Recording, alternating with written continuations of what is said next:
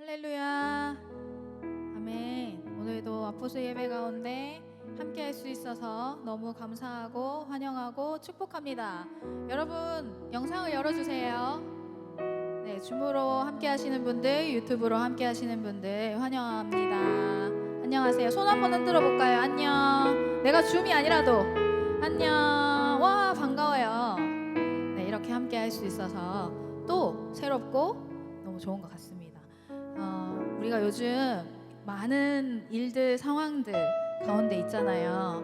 그래서 제가 제 스스로 자꾸 이렇게 인상이 찌푸려지더라고요. 찌푸려지더라고요. 그래서 나는 왜 살고 있는가, 왜 이렇게 살고 있는가, 얼굴이 내 얼굴은 왜 이런가 라는 생각을 했던 일주일이었어요. 나는 무엇으로 기뻐할 수 있을까? 나는 어떤 마음과 어떤 힘으로 살 수 있을까?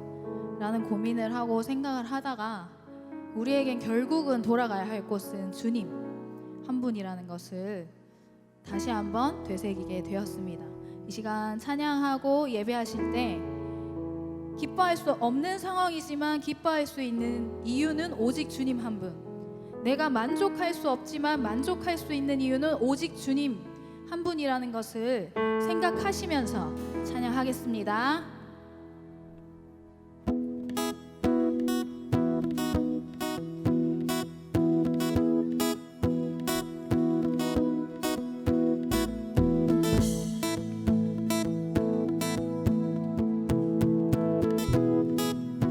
우리 오늘 주님의 이름으로 모여 감사로 예수의 이름 노래하며 그 보혈을 의지해 보좌 앞에 나가네. 오늘 주를 다스리시는 주님께서 너와 나를 그 생명책에 쓰셨으니 그 영광 바라며 믿음으로 나가세. 다시 한번 처음부터 찬양하겠습니다. 우리 오늘 주님의 이름으로 모여 감사로 예수의 이름 노래하며 그 보혈을 의지해 보좌 앞에 나가세. 오늘 주를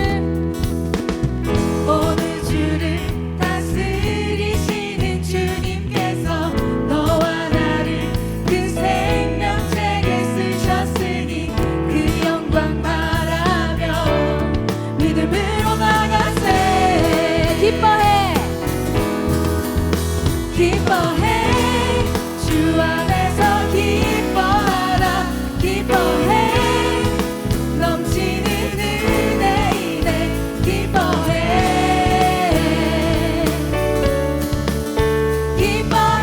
한 번 더 기뻐해 주 안에서 기뻐하라. 기뻐해 넘치는 은혜 이내 기뻐해 다시 한번 처음부터 찬양할까요? 우리 오늘 주님의 이름으로 모여 감사로 예수의 이름 노래하며 그 보혈을 의지해 보좌 앞에 나가네.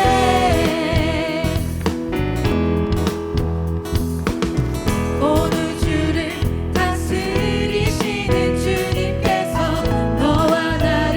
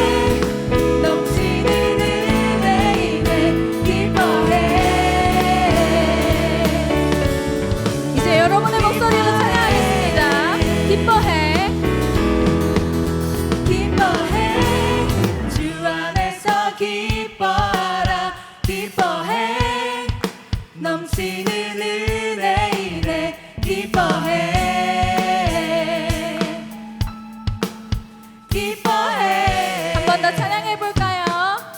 기뻐해 기뻐해 주 안에서 기뻐하라 기뻐해 넘치는 은혜이네 기뻐해 다 같이 찬양합시다. 기뻐해 기뻐해 주 안에서 기뻐하라 기뻐해 넘치는 은혜이네 기뻐해 기뻐해 우리 마지막으로 한 번 더 고백할까요? 기뻐해 기뻐해 주 안에서 기뻐하라 기뻐해 넘치는 은혜이네 기뻐해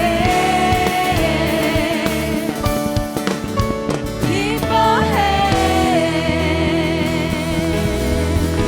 아멘. 주님으로 인해 기뻐하기를 소망합니다. 아멘.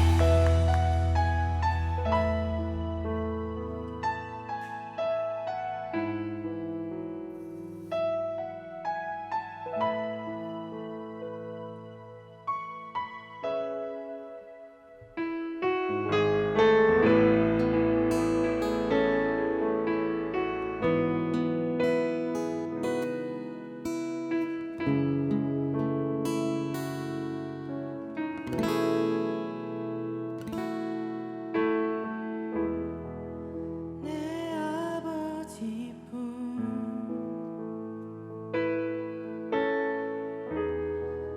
나 향해 부르시는 노래 그 한결같은 사랑 모든 두려움 물리치네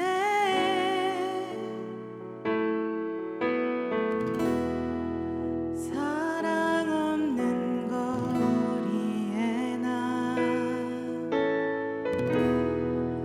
험한 산길 헤맬 때도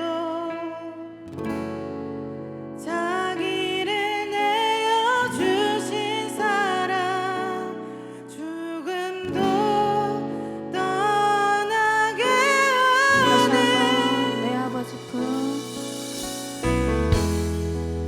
내 아버지 품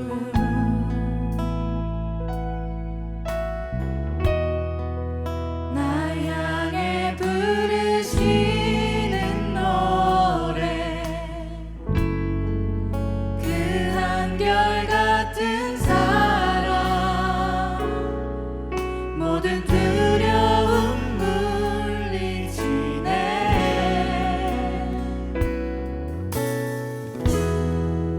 사랑 없는 거리에 나 험한 산길 헤맬 때도 자기를 내어주신 사랑 죽음도 떠나게 하네 주님 한 분만으로 난 만족하네 이 세상 어느 것과도 비교할 수 없으니 주님 사랑만으로 난 자유하네 오직 주만이 나의 상급 되소서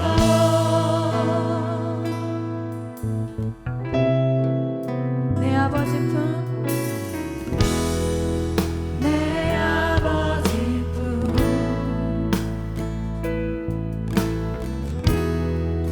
나 향해 부르시는 노래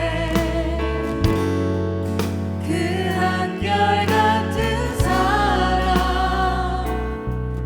모든 두려움 물리치네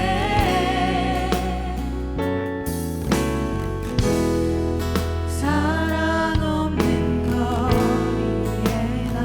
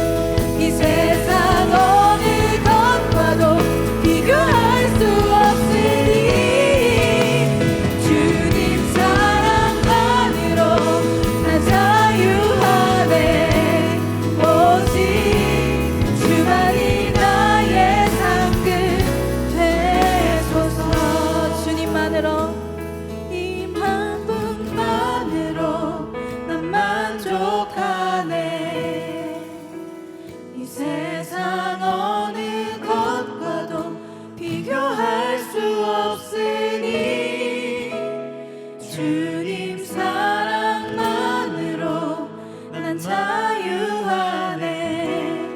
오직 주만이 나의 상급 되사. 주를 경배하리. 나 주를 경배하리.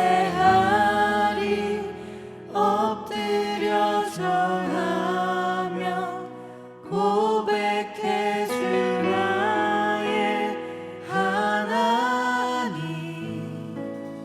오 사랑스런 주님, 존귀한 예수님, 아름답고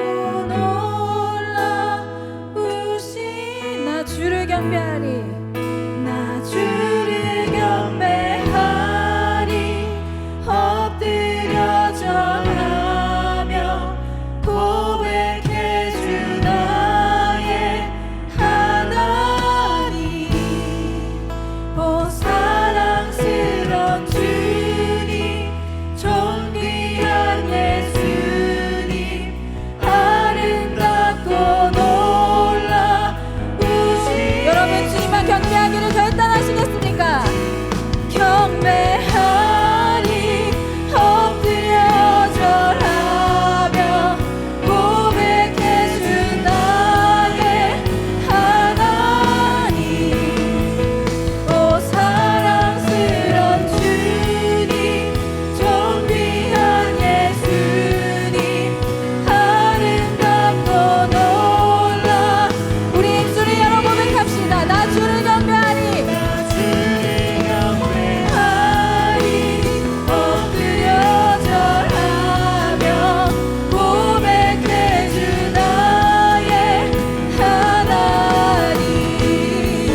오 사랑스런 주님, 존귀한 예수님, 아름답고 우리 한 번 더 고백합시다. 나 주를 경배하리. 나 주를 경배하리.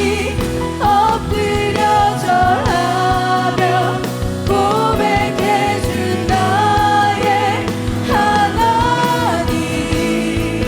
오 사랑스런 주님, 존귀한 예수님, 아름답고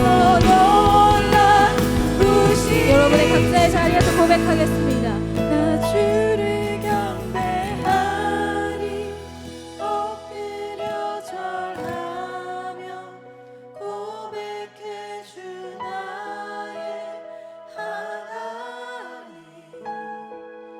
오 사랑스런 주님, 존귀한 예수님, 아름답고 놀라우신 주.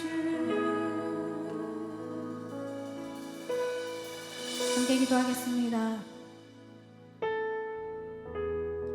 지금 우리 가운데 함께 하시는 주님, 나의 전후 좌우에 함께 하시는 주님, 내가 두렵고 무섭고 혹은 억울하고 떨리는 가운데 있더라도 주님 한 분만으로 기뻐하며, 기뻐할 수 없는 중에 기뻐하며, 주님 한 분만 의지하며 나아가는 지금 이 시간 되게 하여 주시옵소서. 주님 한 분께만 집중하는 시간 되게 하여 주시옵소서.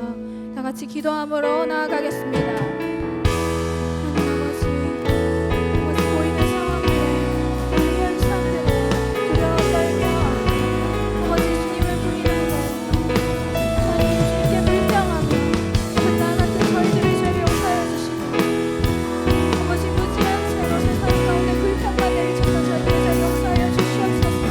이 시간 회개하며 반성하며 주님께 다시 한번 돌아가는 시간 되게 하여 주시옵소서.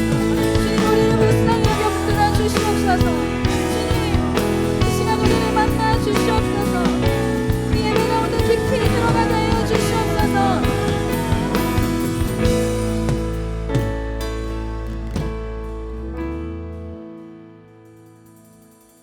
하나님 아버지 감사드립니다. 오늘도 우리가 각자의 처소에서 예배의 자리로 나아갈 수 있도록 도와주심에 감사드립니다.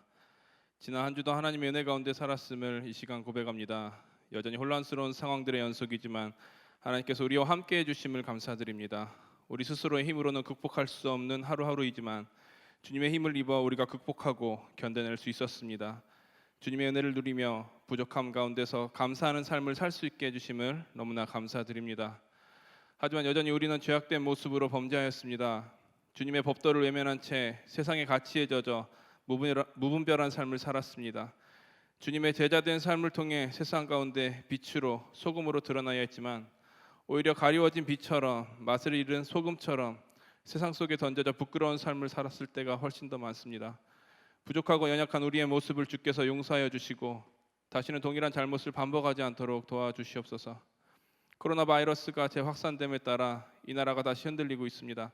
많은 사람들의 생활터전이 무너졌고 많은 사람들이 대립하여 서로를 향해 칼날을 겨누고 있습니다. 교회는 무가치한 존재로 전락했고 많은 사람들에게 비난과 수치의 대상이 된 지 오래입니다. 그 어디를 살펴봐도 선한 것이 없고 도무지 해결될 양상이 보이지 않습니다. 하나님께서 이러한 상황 속에서 우리를 붙들어 주시옵소서. 이 고난의 연속 가운데 좌절하고 낭망하는 것이 아니라 오히려 주님의 뜻을 분별하고 잘 견뎌 이겨낼 수 있도록 인도하여 주시옵소서. 하나님께서 우리를 기억하시고 인도하신다는 믿음을 갖고 우리가 살아가기를 원합니다. 하나님께서 함께하여 주시옵고 특별히 코로나로 인해 육체적으로 물질적으로 어려움을 겪고 있는 모든 사람들에게 주님이 찾아가 주셔서 그들의 삶의 터전이 다시 회복될 수 있도록 주께서 인도하여 주시옵소서. 또한 우리 청년 아포스를 기억하여 주시옵소서. 예배 회복 프로젝트를 계속해서 진행했었습니다. 많은 청년들이 교회로 다시 모여 하나님께 예배드릴 수 있는 환경이 점점 더 열리게 되었습니다. 하지만 코로나로 인해 우리는 다시 흩어질 수밖에 없게 되었습니다. 기약 없는 흩어짐에 또다시 애통할 따름입니다. 주께서 우리 모두를 기억하여 주시옵소서. 다시 모일 그날까지 각자의 자리에서 예배자로 서는 일에 최선을 다할 수 있도록 도와주시고 어디에 있든지 경건에 힘써서 매일매일 주님과 교제하고 동행하는 일에 부족함 없는 청년들 될 수 있도록 도와주시옵소서. 다시 모이는 그날 아무 일 없었던 것처럼 하나님 앞에 나와 열심히 예배 드릴 수 있게 하시고 이런 시간일수록 서로를 위해 더 중보하고 기도하며 마음으로나마 함께 할 수 있는 모든 청년들이 될 수 있도록 도와주시옵소서. 아포스를 위해 수고하고 애쓰는 사람들이 있습니다. 뒤에서 묵묵히 이름도 없이 빛도 없이 섬기는 주님의 자녀들을 기억하여 주셔서 저들의 희생과 헌신이 하나님 앞에서 기쁨이 되어 은혜로 보답되어지기를 소망합니다. 하나님께서 함께하여 주시옵소서. 이 시간 우리가 말씀을 듣습니다. 말씀을 전하시는 배준현 목사님과 함께하여 주셔서 주께서 능력의 팔로 붙드시어 하나님의 말씀 가감없이 대언하게 하시고 우리가 그 말씀을 받아 깊이 묵상하여 우리 삶 가운데 예수님의 모습을 드러내는 일에 최선을 다할 수 있도록 도와주시옵소서. 성령께서 함께하여 주셔서 전하는 자나 받는 자나 모두가 다 은혜에 젖어드는 귀한 시간이 될 수 있도록 도와주시옵소서. 예배가 끝나는 그 시간까지 함께하여 주시옵고 예수님의 이름으로 기도드립니다. 아멘.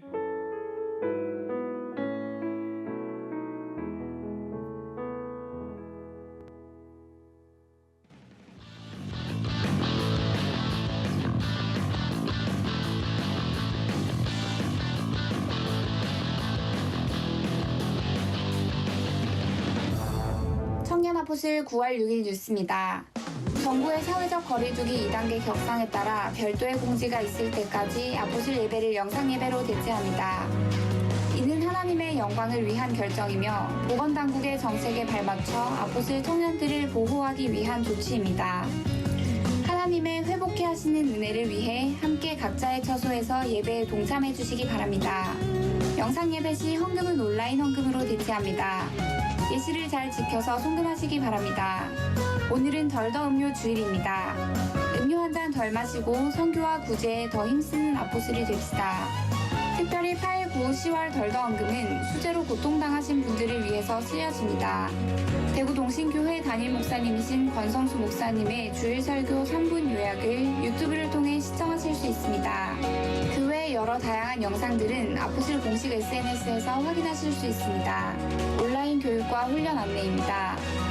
교리대학, 행복한 부자의 증권 투자, 단기 선교 훈련, 신천지 이슈 팩트체킹을 모집합니다. 모든 교육과 훈련은 온라인으로 진행되며 아포슬 홈페이지에서 신청하실 수 있습니다. 신중히 고민 후 신청해 주시기 바랍니다. 2학기 베스트 성경대학을 모집합니다. 대구동신교회 홈페이지에서 신청하실 수 있습니다. 아포슬 장학생을 모집합니다. 9월 13일까지 아포슬 홈페이지에서 신청하시면 됩니다. 기독교 동성애 대책 아카데미 등 6개 기관이 주관하여 진행하는 차별금지법 바로 알기 아카데미 강의 영상을 대구동신교회 유튜브 채널을 통해 시청하실 수 있습니다. 자세한 내용은 대구동신교회 홈페이지 공지사항란을 통해 확인하실 수 있습니다. 올 10월 큐티책을 비정관 1층 로비에서 무인으로 판매합니다. 주중 오전 9시부터 오후 6시까지 구입할 수 있으며 건당 2,000원에 판매합니다. 대구동신교회는 동성애에 대한 반대와 비판조차 처벌하려는 포괄적 차별금지법 제정에 반대합니다. 지난 8월 21일 조영길 변호사님의 강의를 교회 홈페이지에서 꼭 보시고 가족들과 이웃들에게 포괄적 차별금지법안의 문제점을 알려주시기 바랍니다. 포괄적 차별금지법안의 문제점과 폐해를 설명하는 자세한 자료가 교회 홈페이지 공지사항란에 게시되어 있으니 참고하시기 바랍니다. 아포슬 실시간 예배가 송출되는 오후 3시 30분부터 각자의 자리에서 몸과 마음을 정갈하게 하고 집중해서 예배를 드리시기 바랍니다. 9월 6일 아포슬 뉴스 여기서 마칩니다.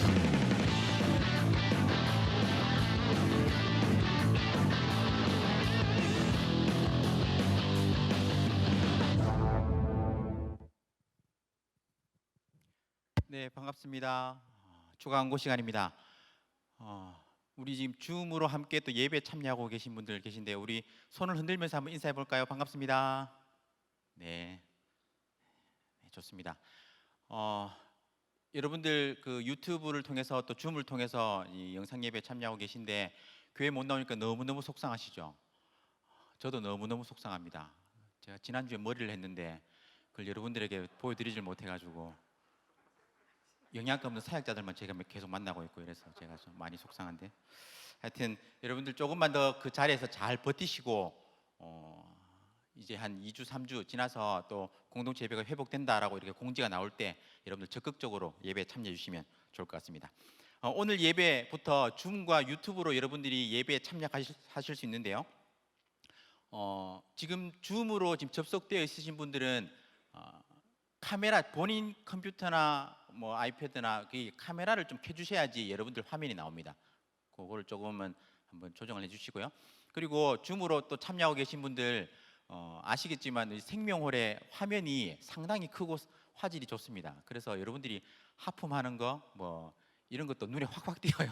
그러니까 여러분들 잘 집중해서 잘 또 예배 드려주시고 화면상에서 크게 여러분들이 움직임을 하거나 막 자꾸 뭘 바꾸고 이러면은 눈에 너무 많이 띄니까 여러분들 예배에 또 집중할 수 있도록 상대방을 배려해서 이렇게 집중해서 하시면 좋을 것 같습니다.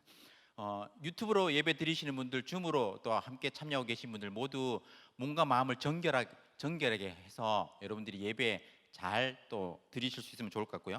제가 줌으로 이렇게 하면서 한 가지 생각이 나더라고요. 제가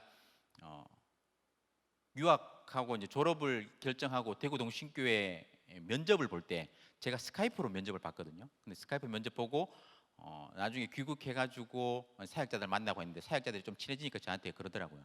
면접 볼 때 윗도리만 입고 있고 밑에 바지는 안 입고 있었던 거 아니냐, 뭐 양말을 신고 있었냐, 막 이런 이야기를 하던데 저는 한 점 부끄러움이 없습니다. 그때 바지도 다 입고 있었고 양말도 신고 있었고 여러분들도 하나님 앞에서 부끄럽지 않도록 유튜브로 지금 영상 예배 드리고 계신 분들도 마음과 몸 모든 복장까지 다 정갈하게 해서 여러분들이 예배 잘 드리실 수 있으면 좋겠습니다.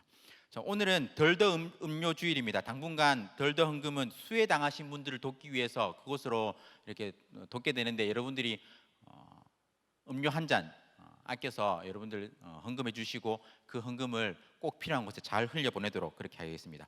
교육과 훈련 모집입니다. 교리대학 1, 2, 행복한 부자의 증권투자, 베스트 성경대학 단기 선교 훈련, 그리고 신천지 이슈 팩트 체킹 등 신청해 주시기 바랍니다. 아포슬 홈페이지를 잘 참고해 주시고요. 그리고 아포슬 장학생을 모집합니다. 홈페이지 참고하셔서 신청해 주시면 되는데 필요한 서류가 있습니다. 꼼꼼하게 잘 챙겨서 신청해 주시면 좋을 것 같습니다. 그리고 차별금지법 바로알기 아카데미가 있는데요. 대구 동신교회 유튜브 채널을 통해서 여러분들이 그 아카데미 그 영상을 여러분들이 직접 보실 수 있습니다. 10월 31일까지 진행이 되는데 매주 토요일 오전 10시부터 오후 12시까지 진행이 돼요. 여러분들이 앞에서 사역자들이 차별금지법은 잘못된 거다, 악법이다라고 이야기할 때 여러분들이 맞습니다라고 그렇게 동의하는 것도 중요하지만 여러분들이 제대로 알고 여러분 주변에 있는 사람들, 이웃들에게, 친구들에게 왜 그것이 잘못되었는지를 설명할 수 있어야 돼요. 그렇기 때문에 여러분들이 시간을 내셔서 토요일 날 실시간으로가 아니라도 제가 오늘 확인해 보니까 동신교회 유튜브 채널로 들어가니까 어제 영상을 확인할 수 있더라고요. 그래서 여러분들 시간을 내셔서 그 영상들을 꼭 시청하시고 차별금지법이 왜 잘못됐는지 여러분들이 알 수 있으면 좋겠습니다. 자, 그리고 9월, 10월 큐티책을 판매하고 있는데요.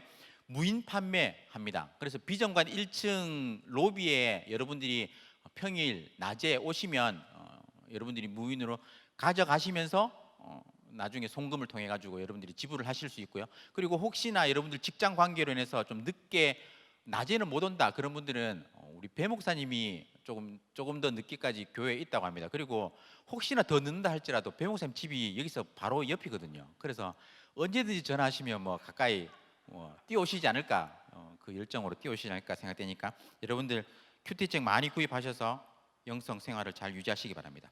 자, 오늘 하나님께서 우리에게 주신 말씀은 빌립보서 1장 19절에서 30절 말씀입니다. 빌립보서 1장 19절에서 30절 말씀을 저와 여러분이 한 절씩 교독하실 텐데 집에 계신 분들은 좀 큰 소리로 따라서 그 말씀을 읽어주시면 좋을 것 같아요. 제가 먼저 19절 읽도록 하겠습니다.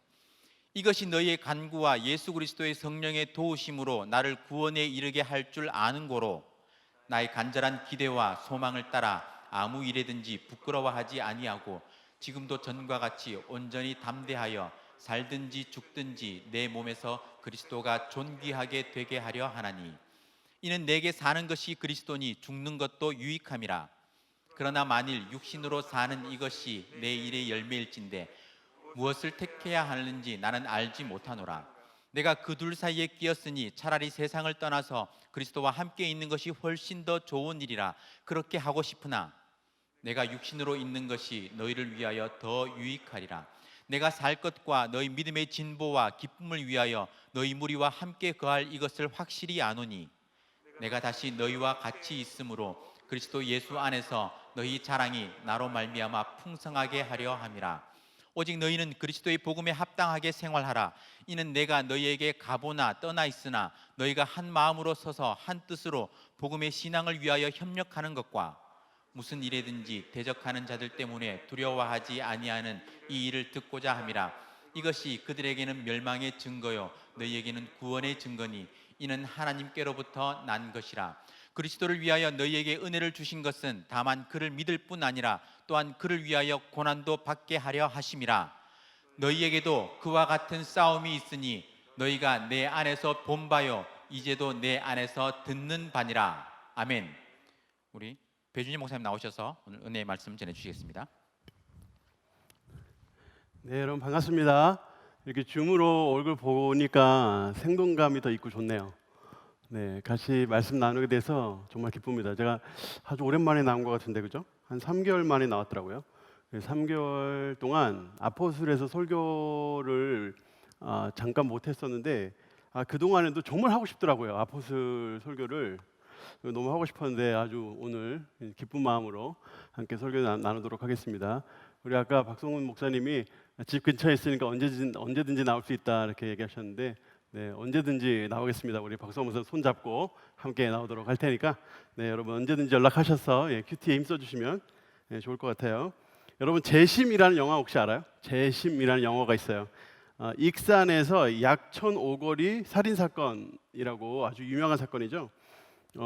약천 오거리라는 곳에서 살인 사건이 났어요. 택시 기사께서 이제 살해를 당하시는 사건이 벌어졌는데 이게 택시 강도 사건이죠. 근데 거기에 진범이라고 생각해서 이제 잡힌 사람이 16살의 당시 소년이었어요. 근데 그 사람이 사실은 범인이 아니었는데 누명을 쓰고 대법원까지 가서 10년 판결을 받습니다. 그리고 이후에 출소를 하게 되는데 그 이후에 진범이 잡히는 그런 사건이 약천 오거리 살인 사건이고요. 바로 이 사건을 영화화한 것이 재심이라는 영화예요.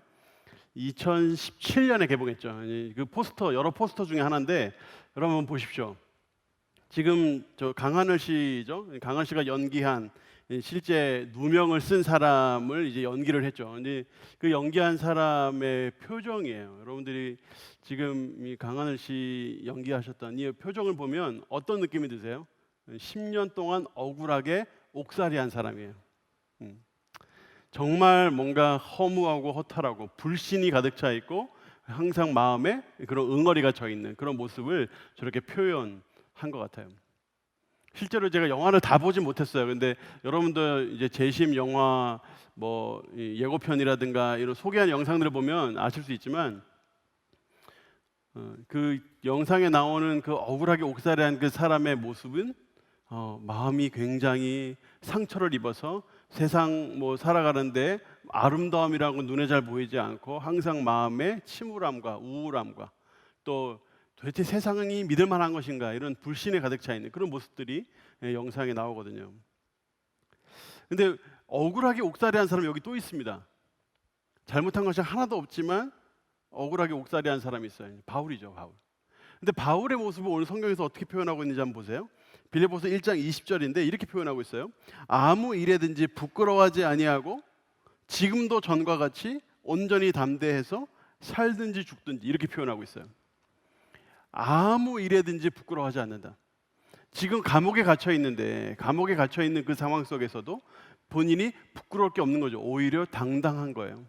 게다가 한결같아요. 감옥에 갇히기 전이나 지금이나 똑같아요. 한결같이. 그리고 마음에 용기가 있어요. 언제 죽을지 모르고 어떤 판결이 날지 모르지만 항상 마음에 담대한데 온전히 담대하다. 그리고 살든지 죽든지 거기서 죽을 수도 있어요. 평생 갇힐 수도 있고 죽을 수도 있고 어느 순간에 끌려가가지고 교수형 당하거나 뭐 여러 가지 경우의 수가 있죠. 그런데 내가 거기서 살아나든지 아니면 죽든지 상관없이 이게 바로 우리 바울의 억울하게 옥살이하고 있는 바울의 패기예요. 패기를 이렇게 표현합니다. 어떤 어려운 일이라도 해내려고 하는 굳센 기상과 정신. 이것이 바로 바울에게 엿보여요. 어떻게 바울이 이와 같은 굳센 패기를 가질 수 있었겠는가 하는 거예요. 근데 바울이 이와 같은 굳센 패기를 가진 그 바울의 배경을 살펴보면 이 사람이 가진 이 패기가 얼마나 위대한 것이었는가를 생각해 볼 수 있는데 일단 바울이 어떤 형편에 있는지를 알아야 돼요. 그가 어떤 형편에 있었는데 이런 패기를 가졌는가.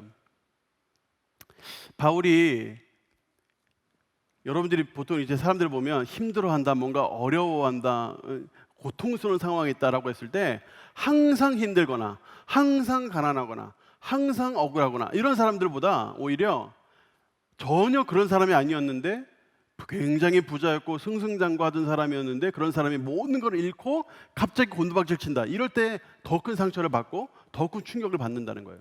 근데 바울이 그런 사람이었어요. 바울이 모든 걸 가진 사람이었거든요. 여러분 기억하실지 모르겠습니다만 제가 4월 5일에 이 빌립보서 본문을 가지고 설교를 하면서 바울이 타고난 것과 그 노력해서 얻은 것들을 제가 정리해서 설명해 드린 적이 있어요. 8일 만에 할례를 받았고 이스라엘 족속이고 베냐민 집하고 히브리인 중에 히브리인. 이게 바로 빌립보서 3장에 나오는 바울이 자기 자신을 표현한 거예요. 8일 만에 할례 받았다는 것은 당시 율법에 따라서 그대로 지켜졌다는 뜻이고 정말 이스라엘 족속이라는 뜻이고 베냐민 지파는 이스라엘 족속 중에서도 이제 말하자면 그 금수저 같은 거예요. 그러니까 다른 어떤 여러 북이스라엘 속에 있었던 10지파는 다 막 피가 섞이고 막 다른 민족과 섞여가지고 그 고유의 이스라엘 백성으로서의 어떤 혈통을 잃어버렸는데 베냐민 지파는 끝까지 그 혈통을 지켜냈거든요. 그러니까 베냐민 지파 그러면 사람들이 우러러보고 정말 이 믿음을 끝까지 지킨 또 혈통을 끝까지 지킨 지파 중에 지파다 이렇게 본다고요. 게다가 히브리인으로 태어나서 히브리인으로서 성장한 이런 타고난 것들도 대단한 당시로서는 누가 봐도 저 사람이 그래 이렇게 하면서 한 번 더 쳐다볼 만한 그런 금수 중의 금수저. 그런데 타고난 것뿐만 아니라 이 사람이 얼마나 많은 노력을 해서 많은 사람의 명성을 얻었냐면 율법으로서는 바리새인은 율법을 지키되 정말 열심히 가장 철저하게 지키는 사람들이 보고 존경하는 사람들. 그리고 열심으로 교회를 받게 했다. 누구보다 열심히 있었다. 누구보다 열정을 가지고 섬겼다 이런 사람이고, 또 율법으로서는 의로서는 흠이 없는 사람, 율법을 지키되 누가 봐도 흠 없이 지킨 사람, 그런 사람이었단 말이에요. 근데 이런 사람이 가말리엘 문에서 공부를 했죠. 최고의 공부, 최고의 학자, 더 많은 사람들에게 영향을 미칠 수 있는 진짜 큰 사람이었죠. 근데 이 사람이 예수님 딱 만나서 어떻게 됩니까? 모든 것을 다 버리는데, 모든 걸 다 버리는데 마치 배설물 버리듯이 버렸다고 했어요. 그래서 빌립보서 3장 8절 9절에 보면 그가 예수 그리스도 그분을 위해서 모든 것을 버렸다고 했어요. 모든 것을 버렸는데 그 모든 것을 배설물로 여겼다. 왜요? 주 예수 그리스도를 아는 지식이 가장 고상하기 때문에. 그 모든 걸 버렸다고요.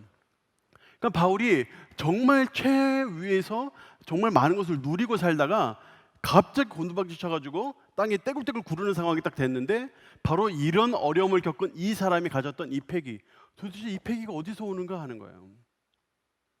여러분들이 이 바울의 패기를 딱 들으면, 아, 바울은 바울이기 때문에 그렇지, 여러분 만약에 그렇게 생각할 수 있어요. 바울은 바울이기 때문에 이런 패기를 누릴 수 있었을 거야 라고 여러분들이 생각할 수 있어요. 그런데 바울이 바울이기 때문에 그런 패기를 누린 게 아니에요. 바울이, 여러분들이 바울을 보고 바울은 바울이기 때문에 이런 패기를 누렸을 거야 라고 생각하고 여러분들 오늘 설교를 들으면, 여러분 오늘 설교가 여러분에게 크게 도움이 안 될 거예요. 바울의 하나님이 우리의 하나님이에요. 바울의 하나님이 지금도 살아계세요. 바울이 함께했던 그 하나님은 지금 우리와 함께 하시는 분이에요. 그러니까 우리가 바울이 가졌던 이 패기, 그가 바울이 얼마나 힘든 상황에 있었고 어려운 상황에 있었고 고통스러운 상황에 있었는가, 그가 그럼에도 불구하고 하나님 앞에 이런 패기를 가질 수 있었던 것은 그 하나님이 함께 하셨기 때문인데, 우리도 그와 같은 패기를 가질 수 있었겠는가, 이런 생각을 하면서 설교를 들어야 여러분들에게 의미가 있는 거예요. 지금 우리가 코로나 중에 있어요. 코로나 상황 속에서 힘들고 어려운 중에 있어요. 가장 힘든 사람들은 아마 그 1인 기업이나 자영업이나 이런 것들을 하는 분일 거예요. 이런 청년들은 아마 굉장히 힘들 거예요. 우리 청년들 중에 참 이 코로나 기간 동안에 이 설상가상으로 뭐 화재라든가 이런 어려움을 당한 분들도 있어요. 그러니까 이런 분들 얼마나 힘들겠어요. 그러니까 뭔가를 시작해서 하고 있는데 이 코로나 때문에 못하거나 장애가 있거나 여러 가지 어려움이 있어서 어떻게든 이거를 극복해 나가려 애쓰는 이 모든 상황이 계속 길어지니까 얼마나 힘들겠냐고. 그러니까 이런 분들이 우리 주변에 있어요. 또 이 직장생활 하는 분들도 힘든 것들이 있겠죠. 왜냐하면 회사가 어려워지고 또 주변 상황이 자꾸 바뀌니까 회사 생활을 하는 분들도 얼마나 힘들겠어요. 마스크를 끼고 일을 하는 것이 힘든 직업을 가지신 분들도 있거든요. 계속 말을 해야 되고 이런 분들이 마스크를 계속 끼고 일을 하면 너무너무 힘이 든대요. 하루가 지나고 나면 막 지친다는 거예요. 그리고 우리 주변에 보면 그런 어려움을 겪는 사람들이 많이 있어요. 근데 이런 어려움들 중에서도 우리가 어떻게 이것을 이겨나갈 수 있겠는가 하는 거예요. 공부하시는 분들도 똑같이 힘들 거예요. 실제로 학교 가서 이렇게 공부하는 게 아니라 온라인으로 계속 공부하니까 집중력 떨어지죠. 이걸 감당하는 것이 쉽지 않은 부분들이 있어요. 최근에는 한국 교회가 이 코로나 확산의 주범으로 몰리는 이런 상황 속에서 어떤 분들은 직장 생활을 하면서 같이 밥 먹는 게 불편할 정도래요. 너 교회 다니냐? 이렇게 묻기 시작하고, 그러면서 이런 상황들에 대해서 자꾸 묻고 이러면 그게 굉장히 힘들다는 거예요. 그래서 그 앞에서 뭔가 이 교회를 변호하기도 그렇고 가만히 있기도 그렇고 굉장히 불편한 이런 상황들을 우리가 지나고 있단 말이죠. 근데 바울도 똑같았어요. 바울도 그때 당시에 자신이 처한 상황도 너무너무 힘들었지만 또 주변의 사람들의 이야기, 또 평판들, 이런 것들 때문에 굉장히 신경 쓸 일이 많았다고요. 빌립보서를 보면 그런 것들이 잘 드러나잖아요. 바울도 굉장히 힘들고 어려운 중에 있었어요. 근데 바울은 어떻게 그 가운데서 오히려 부끄러워하지 않냐고 당당했는가 하는 거예요. 어떻게 그가 바로 그런 상황에서도 한결같을 수 있었겠는가 하는 거예요. 그런 사람이 어떻게 그런 어려운 중에 있음에도 불구하고 그 거기서 어떻게 용기를 가질 수 있었겠는가 하는 거예요. 마치 죽을 것 같은 이런 상황 속에서도, 아니면 살아날지도 모르는 이런 모든 상황 속에서도 그가 어떻게 그렇게 믿음을 당당하게 지킬 수 있었겠는가 하는 거예요. 바울이 가졌던 이 패기는 공짜로 얻어진 것이 아니었어요. 오늘 말씀들을 읽어보다 보면 바울이 가졌던 이 패기의 근원을 발견하게 되는데, 제가 세 가지로 정리했습니다. 첫 번째는 숭고한 생각이에요. 빌립보서 1장 20절에 보면 그가 이렇게 표현합니다. 나의 간절한 기대와 소망. 여러분, 간절한 기대와 소망. 바울에게 간절한 기대와 소망이 있었어요. 여러분 누구에게나 간절한 기대와 소망이 있죠. 여러분에게도 간절한 기대와 소망이 있죠. 예를 들어 볼게요. 뭐 대학 공부를 하시는 분이 있어요. 대학 공부를 하시는 분에게 간절한 기대와 소망이 다 있습니다. 근데 그 간절한 기대와 소망의 깊이가 달라요. 어떻게 다를까요? 대학 공부하시는 분들 중에 가장 얕다고 할 만한 기대와 소망이 뭐가 있을까요? 공부에는 관심이 없어요. 이성 친구를 보거나 만나거나 멋있는 남자친구, 예쁜 여자친구를 만나는 데에 많은 시간을 투자하고 거기에 신경 쓰고 있다. 그것도 아주 좋은 기대와 소망이지만 얕죠. 얕아요. 근데 대학 공부하시는 분들 중에도 또 학점에 많은 기대와 소망을 가지고 열심히 공부하고 또 성적이 좀 안 좋으면 재수강도 막 불사하고 이러시는 분들이 있어요. 막 계절학기도 막 열심히 듣고 이런 분들. 이런 분들은 그래도 조금 깊다고 말할 수 있을까요? 근데 그 대학 공부하시는 분들 중에는 나중에 대학을 졸업해서 어떤 직장에 들어갈 것인가 하는 것을 염두에 두고 공부하시는 분들도 있어요. 그럼 조금 더 생각이 깊어지죠. 근데 그보다 더 깊게 하는 분들도 있어요. 그러니까 자기가 공부한 이것이 미래에 10년, 20년 후에 미래에 이것이 어떻게 쓰일 것인가를 생각하면서 고민하면서 공부하는 분들이 있다고요. 여러분 스티브 잡스나 빌 게이츠 같은 사람들이 왜 위대하다고 하겠어요? 그들이 대학을 중퇴해서가 아니에요. 그들을 따라가려고 그러면 대학을 중퇴부터 해야 된다. 바보 같은 말이죠. 그들의 대학을 중퇴한 것이 위대한 이유는 그들이 대학 공부를 하는 그 시기에 벌써 10년, 20년 이후를 내다보고 지금 이 공부보다 다른 것을 해야 10년, 20년 후에, 30년 후에 이것이 쓸 수 있겠다 하는 생각을 했다는 점이 있어서 그가 위대한 거예요. 생각이 훨씬 더 깊어요. 보통 사람들은 생각이 훨씬 깊다고요. 사람의 생각에 이렇게 깊이가 있는 거예요.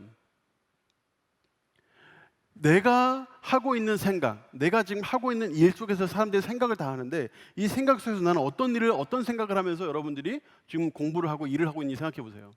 직장 생활을 한다고 생각해 보세요. 직장 생활을 하는 사람들에게도 간절한 기대와 소망이 있습니다. 어떤 간절한 기대와 소망이 있을까요? 연봉이나 월급 이런 것들에 대한 기대와 소망을 갖는 분들도 있을 거예요. 근데 월급이나 또는 뭐 연봉이나 이런 데 관심을 갖는 분들은 한 달 한 달을 삽니다. 그렇게 마음 먹고 하는 사람들은 어떤 면에서는 남들보다 좀 적당히 일하려고 애쓸 수도 있어요. 왜요? 적당히 일해도 봉급은 나오거든요. 그렇지 않나요, 여러분?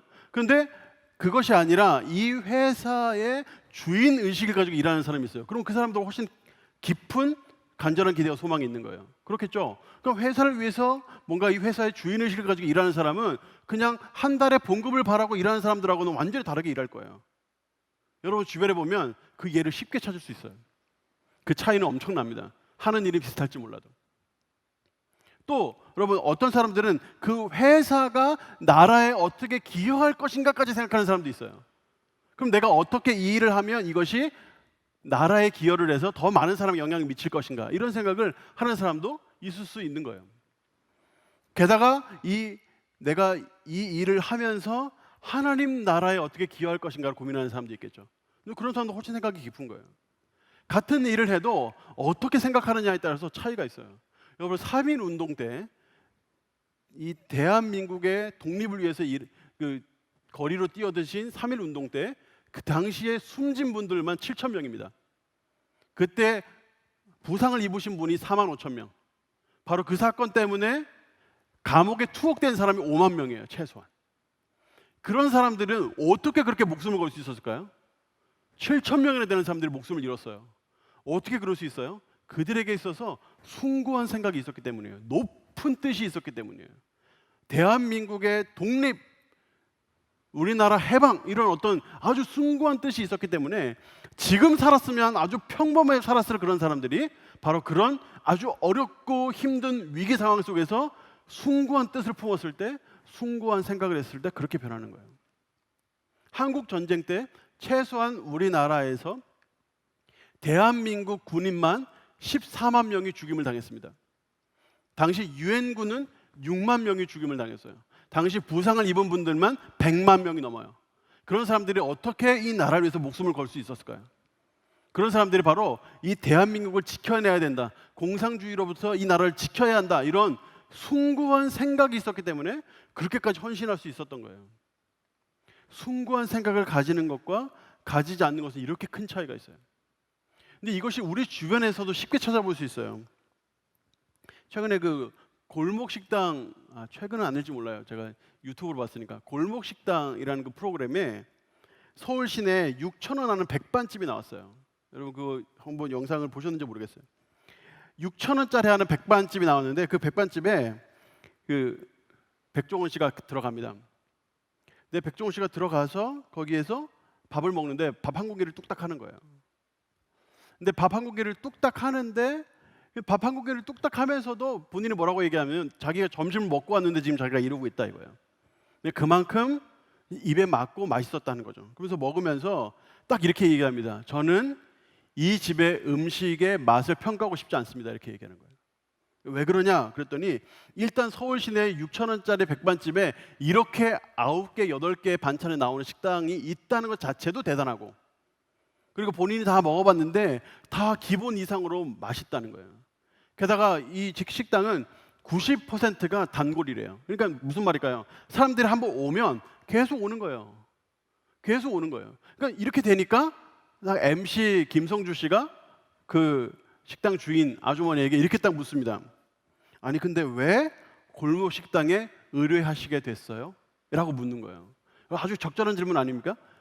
음식을 잘 해요. 손님도 많아요. 장사가 잘 되고 있어요. 그런데 왜 출연을 결심했냐는 거예요. 보통 이런 프로그램에 출연 결심하는 분들은 왜 출연을 결심하겠어요?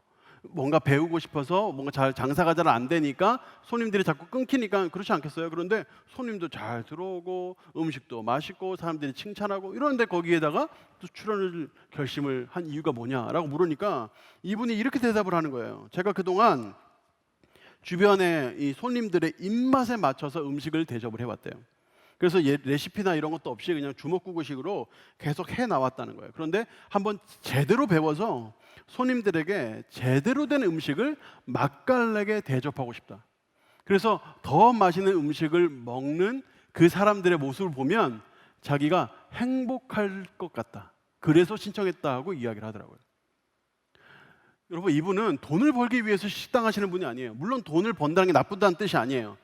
경제활동하는 건 당연히 중요하고 당연히 정당하게 일해서 돈을 버는 건 너무너무 중요한 일이죠. 근데 이분의 생각은 그거보다 훨씬 깊었던 거예요.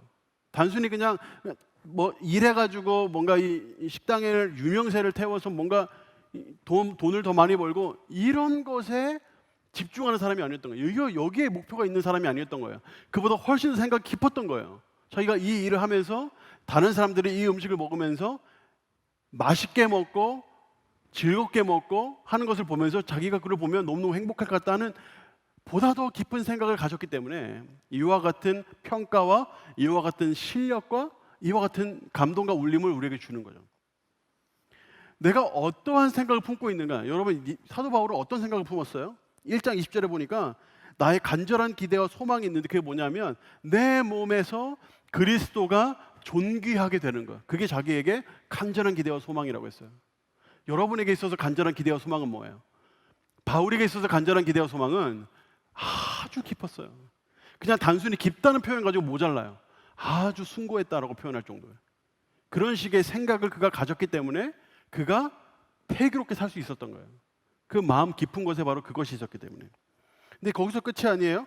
그가 단순히 마음에 간절한 기대와 소망을 가지고 내 마음에 예수 그리스도, 내 삶에 예수 그리스도가 존귀하게 되게 하는 것, 그것의 어떤 생각으로 끝나는 것이 아니라 그것을 삶으로 실제로 실천하고 그 순종을 계속 이어왔다는 거예요. 빌립보서 1장 21절에 보면 이런 말씀이 있어요. 같이 한번 읽어볼게요. 빌립보서 1장 21절. 자, 시작. 이는 내게 사는 것이 그리스도니 죽는 것도 유익함이라. 자, 보세요. 여기에 내게 사는 것이 그리스도다. 내가 사는 것이 그리스도예요. 이게 무슨 뜻일까요? 사도 바울은 내가 사는 것이 그리스도라고 표현했어요. 내가 사는 것이 그리스도다. 예수 그리스도에 의해 살고 예수 그리스도가 묻어나는 삶을 산다는 뜻이에요. 순종한다는 것은 내가 살았는데 내가 묻어나는 걸 이야기하는 게 아니에요. 순종한다는 것은 내가 살면 예수 그리스도가 묻어나는 거예요.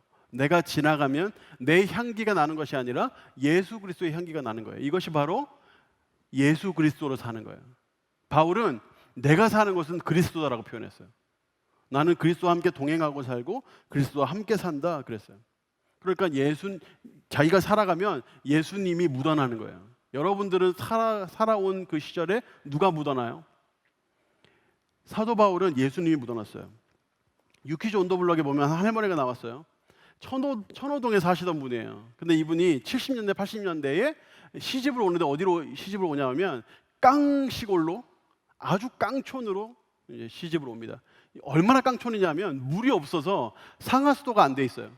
당시 천호동은 상하수도 시설 다 돼 있었대요. 그런데 여기는 깡촌이어가지고 상하시설 수도가 아무것도 안 돼 있는 거예요. 그래서 어떻게 해요? 아침 저녁으로 집안의 남자들이 물찌개 지고 산을 넘어서 물을 길러 와야 됐었대요. 그런 집에서 이제 시부모님 모시고 산 거예요. 평생을. 바로 저런 곳에서. 얼마나 힘들었겠어요?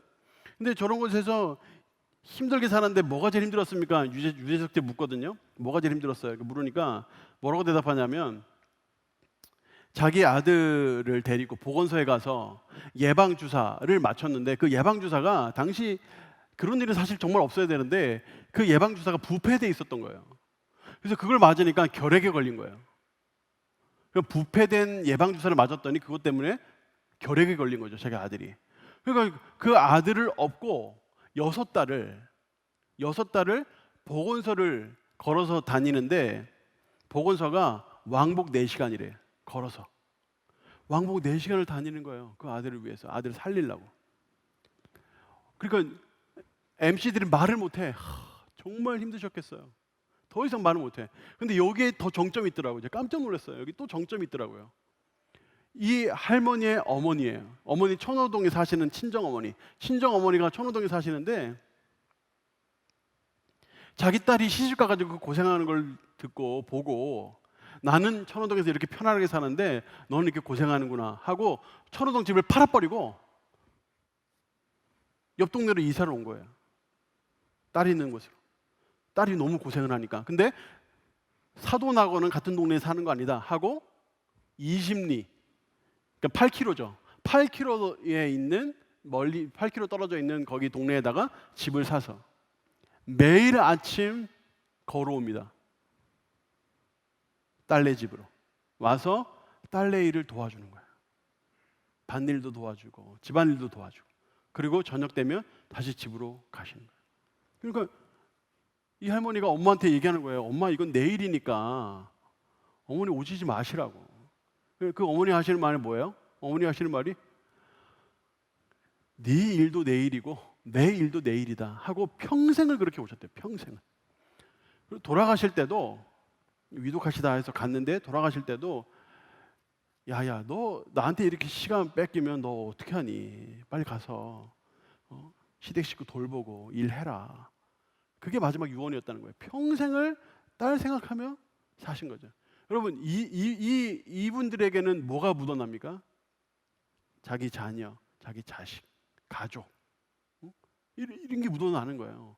평생을 그렇게 사는 거예요.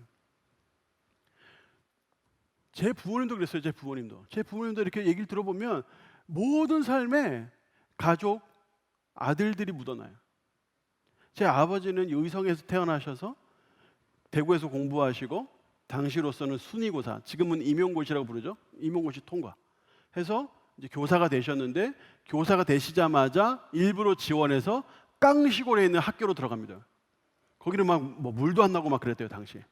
근데 거기에 들어가신 이유가 뭐냐면 거기에 들어가면 소위 점수라는 게 있다면서요. 점수가 높아진대요. 그래서 본인이 원하는 곳으로 전근을 갈 수 있도록 할 수 있대요. 거기서 고생을 몇 년 하면. 그래서 들어가서 고생을 막 몇 년 하시고 그래서 서울로 상경 하셔서 제가 거기서 이제 서울에서 자란 거예요. 왜 아버지께서 그렇게 하셨냐면 본인은 어렸을 때 항상 집이 너무너무 가난해가지고 밥을 먹을 수도 없고 공부를 할 수도 없는 거예요. 그런 집은 공부를 못해요. 공부할 시간이 없어. 집에 가가지고 집안일을 돕거나 한 돈이 되는 뭔가를 해야 되거든요. 공부할 시간이 어디 있어요? 그러니까 평소에 공부도 못하고 음식도 잘 못 먹고 막 이런 삶을 본인이 사셨으니까 내 자식에게는 그런 거 물려줄 수 없다. 이런 일념을 가지는 거예요. 그러니까 일념을 가지고 있으니까 모든 것이 다 거기에 초점이 맞춰져 있어요. 그래서 모든 것이 자녀의 교육을 위해서요. 자녀의 앞날을 위해서고. 그러니까 그렇게 하시는 거예요. 상경하셔가지고 일을 하시면서도 투잡, 쓰리잡 뛰시는 거예요. 자녀들을 교육하기 위해서 바르게. 제 아버지 얘기를 들어보면 제 아버지만 얘기하지만 어머니도 계시고 다 얘기 들어보면 다 자식들을 위한 이런 것이 묻어난다고요. 사도 바울은 뭐가 묻어나는 사람이었냐면 예수 그리스도가 항상 묻어나는 사람이라고요. 여러분들은 누가 묻어나요? 무엇이 묻어나요? 여러분이 살아온 삶을 보면 무엇이 묻어나요? 여러분 무엇을 위해서 살고 있어요? 사도 바울은 예수 그리스도를 위하여 순종하는 삶을 살았어요. 그는 항상 예수 그리스도를 위해서 살았어요. 근데 여러분 생각해 보세요. 예수 그리스도를 위해 그렇게 살면서 바울이 얼마나 고생 많이 했습니까? 예수님 때문에 감옥에 갇히고 예수님 때문에 돌 맞아 죽을 뻔하고 예수님 때문에 파선해가지고 막 바다 한가운데서 죽을 뻔했잖아요. 그러면서 단 한 번도 바울은 예수님을 원망한 적이 없어요. 숭고한 순종, 숭고한 희생에는 원망이라는 게 없는 거예요. 여러분의 부모님이 여러분을 원망하시던가요? 그러지 않는다고요. 숭고한 희생에는 원망이라는 게 없는 거예요. 사도 바울도 하나님 앞에 항상 숭고한 순종을 해왔기 때문에 원망이라는 게 없어요. 불평이라는 게 없어요. 단 한 번도 하나님 내가 이렇게 수고하고 이렇게 애를 썼는데 어떻게 나한테 이러실 수 있습니까? 이런 게 없다고요. 하나님과 함께 살아가면서 주님과 함께 순종하는 이런 숭고한 순종 속에서 얼마나 세상이 어렵고 힘든가 이런 것을 극복하고 이겨낼 만한 난 끝까지 이걸 이겨낼 수 있다. 극복할 수 있다는 패기가 거기에서 생기는 거예요. 그런데 이 숭고한 이 생각과 숭고한 순종이 가능하려면 숭고한 뿌리가 있어야 돼요. 아무리 숭고해 보이고 아무리 숭고해 남들이 봤을 때 숭고하다고 평가를 해도 이 뿌리에 박혀 있지 않으면 그래서 숭고한 것도 아니고 금방 시들어 버릴 거예요. 숭고한 뿌리가 있어야 되는데 그것이 무엇이냐? 빌립보서 1장 19절에 나옵니다. 자, 같이 한번 읽어보겠습니다. 시작. 이것이 너희의 간구와 예수 그리스도의 성령의 도우심으로 나를 구원에 이르게 할 줄을 아는 거로. 자, 여기서 이것은 뭐냐면 이 앞에 문맥에 나옵니다만 이 예수 그리스도를 따르며 경험할 수밖에 없었던 여러 고통의 세월들을 의미해요. 감옥에 갇힌 거, 감옥에 갇혀서도 겪은 여러 가지 일들, 이런 것들을 의미한단 말이에요. 근데 이것이 결국 어떻게 한대요? 나를 구원에 이르게 할 줄을 안다 그랬어요. 이 구원이 뭘까요? 이 어떤 학자들은 여기서의 나의 구원을, 이 구원을 사도 바울이 이 고난받는 것이 결국에 나를 구원에 이르게 할 것이다. 여기서 이 구원을 그 감옥에서 석방되는 것이라고 이야기를 해요. 근데 문맥을 보면 절대 이것을 석방이라고 말할 수 없어요. 19절, 20절 뒤쪽에 한번 여러분들 읽어보세요. 죽느냐 사느냐를 이야기하고 내가 사는 것이 그리스도니 죽는 것도 유익하다 막 이렇게 이야기를 하잖아요. 그러니까 그는 단순히 거기서 석방돼서 살아나는 것 정도의 얕은 생각과 얕은 순종을 하고 있지 않아요.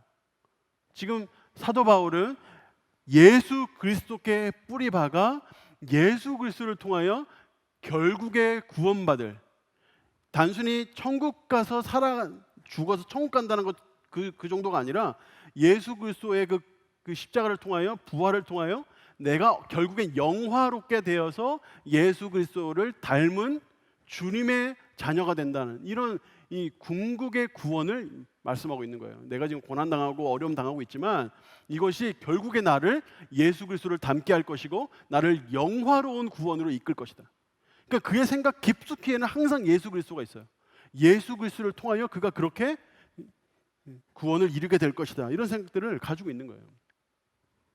여러분 생각해 보세요. 우리가 솔직히 하나님의 제자입니까? 우리가 하나님의 자녀입니까? 우리가 하나님의 자녀예요? 우리는 피조물일 뿐이에요. 여러분 길 가다가 피는 들풀들 있죠. 여러분 들풀들 눈여겨봐요? 소중하게 생각합니까? 기억합니까? 소중하게 보관해요? 그렇지 않는다고요. 왜냐하면 그거 언젠가는 시들 거고 또 언젠가 또 필 거예요. 하나도 안 중요해요. 우리도 마찬가지예요. 우리 삶이라는 게 마찬가지예요. 우리는 피조물에 불과해서 우리가 좀 살아가고 있는 것 같고 뭔가 번듯해 보이지만 언젠가는 다 시들어 죽는다고요. 그리고 또 나와 비슷한 사람들이 또 다시 막 태어날 거라고요. 그럼 내가 무슨 귀중해봐야 뭐가 귀중하냐고. 우리가 솔직히 하나님의 자녀냐고요. 우리 하나님의 자녀 아니란 말이에요. 그런데 들풀을 위해서 목숨을 버린다? 그냥 시들어 없어질 안개와 같은 존재를 위해 목숨을 버린다? 말도 안 되는 소리죠. 하나님께서 자신의 사랑하는 독생자 그 아들을 그 들풀을 위해서 보내주신다? 아무것도 아닌 안개와 같은 인생을 위해서 보내주신다? 그 예수님이 그 금방 사라질, 아무리 사랑을 줘도 사랑을 깨닫지도 못하고 또 보답도 못할 그런 존재를 향해서 자기 자신의 몸을 찢어가면서까지 우리를 위하여 죽어주신다? 말도 안 되는 일이죠. 이런 일이 벌어졌단 말이에요. 이런 사랑의 일이 벌어졌단 말이에요. 사랑이라는 것 말고는 설명이 불가능한 그 일이 지금 일어났단 말이에요. 바로 그 예수 그리스도의 그 십자가의 놀라운 사랑, 그 하나님의 자신의 아들을 내어주심까지 베풀어 주셨던 그 사랑에 지금 사도 바울은 깊이 뿌리 내리고 있는 거예요. 그래서 그 예수님의 그 십자가를 통하여 우리를 구원하시고 단순히 우리를 회심시켜서 잠깐 기쁘게 하실 뿐만 아니라 우리로 성화의 단계를 걸쳐서 예수 그리스도를 닮아가게 하시고 결국 예수님이 재림하실 때 우리로 천국의 백성으로 또 예수 그리스도를 꼭 닮은 하나님의 자녀로 그렇게 우리를 영화롭게 하실 그 날을 바라보신 우리에게 구원을 베풀어 주셨는데 바로 그 구원에 바로 바울이 깊이 뿌리 내리고 있었던 거예요. 그러니까 그 바울이 그 깊이 뿌려 내려진 그 숭고한 그 뿌리에서 순종이 나오고 바로 거기에서 생각이 나오기 시작하는 거예요. 그러니까 아무리 세상에 어려운 일이 있고 정말 누가 봐도 고통스러운 이런 상황 속에서도 그가 일어나서 나는 부끄러움이 없고 나는 한결같으며 난 용기를 가지고 살든지 죽든지 주를 위해 살겠다. 이런 패기가 그 속에서 나오는 거예요. 여러분 아시죠? 사도 바울이 감옥에 갇혔어요. 복음을 위해서. 근데 가장 그가 괴로웠다고 표현하는 게 뭡니까? 동족들이 그의 괴로움을 더하게 하려고 사도 바울의 괴로움을 더하게 하려고 나쁜 의도로 복음을 전하는 거예요. 세상에 그런 일이 어디 있어요? 세상에 이렇게 말도 안 되는 일이 어디 있어요? 그런데 정말 이 바울이 그 사건을 언급은 하지만 누가 그렇게 했는지, 왜 그렇게 했는지, 그것이 뭐가 잘못된 이런 것들을 자세히 기록을 안 해요. 왜겠어요? 같은 한 교회의 공동체라고. 그러니까 물론 그 공동체 안에 문제가 있죠. 어려움이 있죠. 사도 바울을 아마 뭔가 질투하고 시기하는 마음에 그렇게 바울의 괴로움을 더하게 하고 싶은 이런 마음들을 가진 사람이 있을 수 있겠죠. 근데 그런 사람들을 언급을 잘 안 한다고요. 한 가족이니까. 그런 사람들을 품어내면서 오히려 그의 싸움을 율법주의자들, 복음이 아니라고 이야기하는 자들, 그들을 향해서 돌리고 그들을 위해서 열심히 싸운다고요. 그게 바로 바울이 가지고 있었던 그 숭고함이라고요. 그 바울이 있었던 그 숭고함이 그냥 나온 게 아니에요. 그의 이 십자가에 박혀진 그 뿌리에서부터 오는 거고 또 그것이 이 숭고한 순종으로부터 오는 것이고 그 생각이 깊어져서 그것이 그에게 있어서 아무리 힘들고 어려운 것도 쓰러뜨리지 못하고 무너뜨리지 못하는 놀라운 패기로 나타나게 되는 것이라고. 그럼 우리가 어떻게 살아야 하는가 하는 겁니다. 여러분 이대로 하면 됩니다. 우리의 뿌리를 깊이 예수 그리스도께 박아 내리는 거예요. 이거부터 시작하는 거예요. 예수 그리스도께 그 숭고한 뿌리를 내리고 그리고 그것을 통하여 순종하고 생각을 시작하는 거예요. 제가 이걸 다 보여드리면 아마 여러분들 중에 이제 열심히 생각하시고 설교를 들으시는 분들 중에 좀 순서가 좀 바뀌어야 되는 거 아닌가? 뿌리를 내리고 그 뿌리를 내린 상태에서 생각을 한 다음에 생각을 통해 순종해야 되는 거 아닌가요? 이렇게 이야기할 수도 있어요. 물론 그것도 맞는 면이기도 해요. 근데 제가 순종을 가운데 넣은 이유는 이거예요. 생각을 가운데 넣잖아요. 그럼 평생 생각만 한다? 평생 생각만 하는 거예요. 순종은 안 해. 실천은 안 해요. 평생 생각만 해. 평생 전도해야 되는데 평생 생각만 하는 거예요. 근데 실제로 순종을 하냐고요. 실제로. 내가 뭔가 복음을 전하려고 했을 때 뭔가 좀 막히는 것이 있고 정말 이 복음 전하기 필요한 그러면 훈련 받아야죠. 순종은 안 하는 거예요. 순종을 항상 생각만 하는 거죠. 그러니까 여러분 아는 것부터 순종하시라고. 아는 거. 내가 내 뿌리가 예수 그리스도께 깊이 박혀 있는지를 항상 확인하세요. 내가 예수 그리스도의 십자가를 생각하면 내 마음에 감격이 올라오고 내가 내 죄가 때때로 죄를 짓고 하면서도 내가 십자가를 붙들고 회개하고 있는가 이런 것들 돌아보시라고요. 여러분의 삶의 뿌리가 예수 그리스도께 깊이 뿌리 박혀 있는가, 숭고한 뿌리를 내가 내리고 있는가 여러분 고민해 보시라고요. 그러고 나서 우리가 해야 될 거는 바로 순종하는 거예요. 여러분 아는 거 있잖아요. 정말 쉽지만 정말 해야 되지만 정말 잘 안 하는 거 있잖아요. 그것부터 순종하기 시작하는 거예요. 눈에 보이는 작은 것부터 하나하나 순종해 나가기 시작하는 거죠. 그리고 그것이 결국에 우리로 숭고한 생각에 이르게 하고 그 생각이 깊어지고 넓어지면 넓어질수록 더 큰 순종을 할 수 있고 더 큰 생각을 할 수 있게 되는 거예요. 이렇게 패기를 가지고 살아가는 결과가 무엇인가? 오늘 빌립보서 1장 22절에 이런 말씀이 있어요. 만일 육신으로 사는 이것이 내 일의 열매일진데, 사실 이것이 한글로 읽으면 이 번역으로는 잘 이해가 안 되는데, 여러분 영어로 보시면 If I am to go on living in the body, 내가 내 몸 안에서 사는 것, 이것이라면, 내가 내 몸 안에서 내가 산다면, 그러니까 내가 육체로 산다면, 내가 살아있다면, 이런 뜻이에요. 내가 살아있다면 It will mean, 이것은 의미할 것이다. 뭐라고요? Fruitful labor, 정말 많은 열매를 맺는 노동일 것이다, 나에게. 그러니까 이의 삶에, 그러니까 바울의 삶에 항상 그가 육신으로 살아가면 항상 풍성한 열매가 있었던 거예요. 그는 항상 이것을 기대할 수 있고 또 누려왔던 거예요.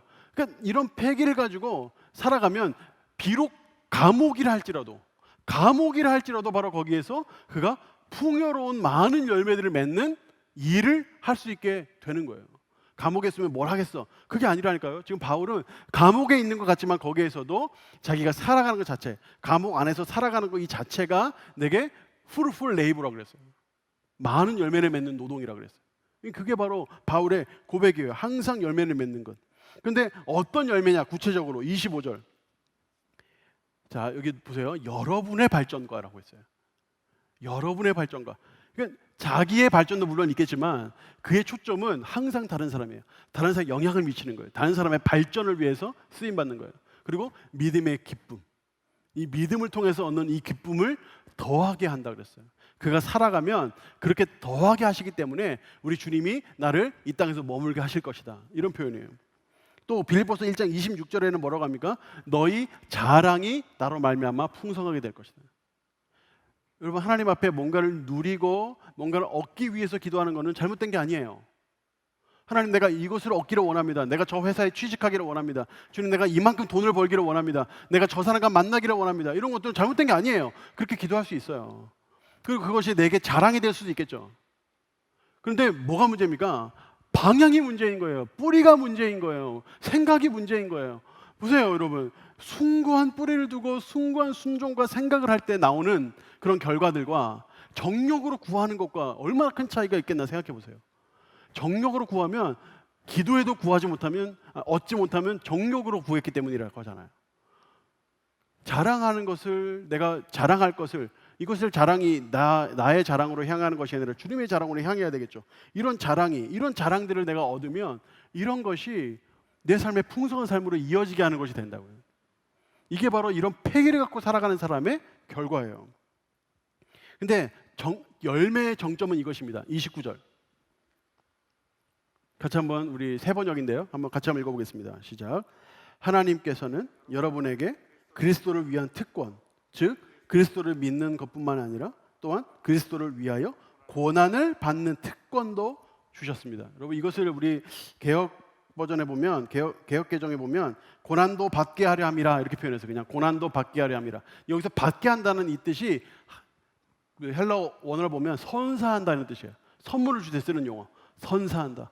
내가 너희에게 고난도 선사한다. 그러니까 이 세 번역에서는 이것을 고난을 받는 특권이라고 표현을 했어요. 이것을 선물로 여기는 거예요. 고난을 선물로 여기는 거예요. 예수님을 통하여 내가 얻는 이 고난, 예수님 때문에 내가 겪는 이 어려움, 이것을 선물로 여기고 특권으로 여기는 것. 이 열매가 정말 가장 같은 열매죠. 그러니까 이 패기를 가지고 살아가면 바로 이와 같은 놀라운 믿음을 가질 수 있게 되는 거예요.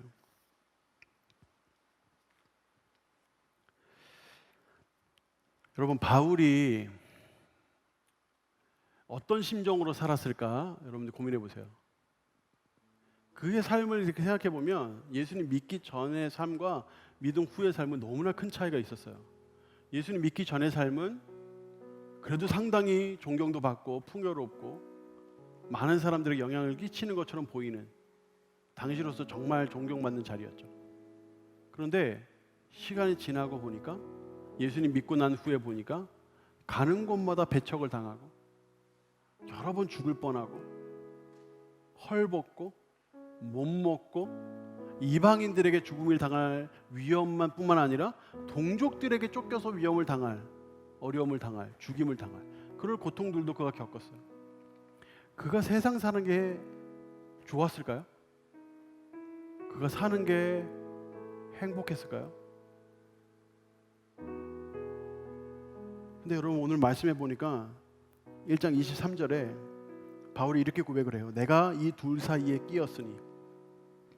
이 둘은 뭘 얘기하냐면 성경 읽어보신 분들은 알겠지만 사는 것과 죽는 거예요. 내가 사는 것과 죽는 것.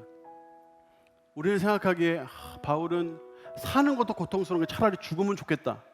죽으면 천국 가니까 이렇게 생각했을까? 근데 여러분 이 표현은 그런 표현이 아니에요. 여기서 둘 사이에 끼었다. 이 끼었다는 이 표현은 두 개의 강력한 소망 속에서 압도당한다는 의미를 가지고 있어요. 두 개의 강력한 소망이 서로 자석처럼 끌어당기는 거예요. 그러니까 다른 말로 말하면 뭐냐면 바울이 사는 것도 행복하고 죽는 것도 행복하다. 내가 사는 게 그리스도예요. 주님과 함께 살고 주님과 동행하여 살고 그의 삶 속에 살아가는 모든 여정이 다 예수 그리스도고 그분과 동행하는 거예요. 죽으면 더 주님과 함께 할 수 있으니 좋고 살아서도 주님과 함께하면 많은 사람들에게 영향을 끼치고 기쁨을 주고 성장하게 하고 그들의 자랑을 많게 하고 이렇게 하는 많은 열매들을 맺히는 fruitful labor을 할 수 있으니까 그것도 행복하고 주님과 함께 살면 그것도 행복하고 내가 이 좋은 소망 이 두 가지 사이에서 내가 끼었다 이런 표현이에요. 그리고 바울은 사는 걸 힘들어하지 않았어요. 물론 고통스럽고 힘든 순간이 있었겠죠. 그렇다고 해가지고 내가 빨리 죽으면 좋겠다, 천국 빨리 가면 좋겠다, 세상 못 살겠다 이렇게 생각하는 사람이 아니었단 말이에요. 그는 세상 사는 것도 행복하게 살았어요. 그리고 죽음도 행복하게 맞이할 준비가 되어 있었어요. 이것이 바로 바울이에요. 그러니까 바울은 내가 이 둘 사이에 끼었다고 표현하는 거예요. 둘 다 행복하고 좋다 이거예요. 어떤 사람은 진짜 못 살겠다 이제. 주님 차라리 저를 이렇게 대하실 거면 차라리 저를 천국에 데려가세요. 차라리 저를 죽이세요. 막 이렇게 이야기할지 몰라도 사는 것도 힘들고 죽는 건 더 힘들고 얼마나 삶이 불행합니까? 그런데 바울은 어떤 삶을 살았다고요? 사는 것도 행복하지만 죽는 것도 행복하다. 죽음은 내가 주님과 함께 있어서 더 좋지만 내가 이 땅에 있으면 너희들이 유익이다. 그럼 내가 너희들의 유익을 위해서 있는 것도 나는 좋다. 내가 이 둘 사이에 끼어 있다. 그런데 우리 주님이 내가 이곳에 있으면 많은 사람들에게 열매를 맺는 그런 일을 하게 하실 거니까 아마 나를 이 땅에 있게 하실 것이다 하는 이야기들로 오늘 말씀들을 우리에게 주고 있어요. 여러분 우리가 주님을 사랑한다고 주님과 함께 동행한다고 살아갈 때 과연 나는 예수 그리스도 앞에 내가 정말 뿌리 깊이 숭고한 뿌리를 내리고 있는가를 여러분 고민해 보세요. 내가 예수 그리스도 그분에게 정말 뿌리 내리고 있는가? 그리고 나는 정말 그 숭고한 순종을 이어가고 있는가? 작은 것이라도 좋아요. 작은 것이라도 좋아요. 하나하나 내 삶에 순종을 늘려가고 있는가? 또 그리고 나는 생각을 숭고하게 하고 있는가?